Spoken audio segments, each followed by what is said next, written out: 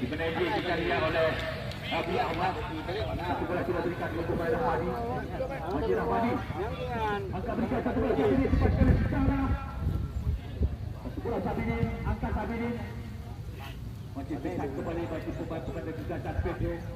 Cepat diberikan ke pemain Rahmadi. Keluar pemain-pemain Adil. Bola sudah berikan kepada kembali ke pemain-pemain nomor 9 dia secara. Sekarang kita ulangi.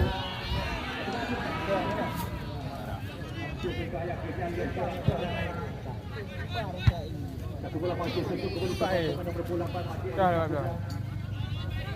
Bola kembali dikejar. Bagi pemain-pemain yang dijaga.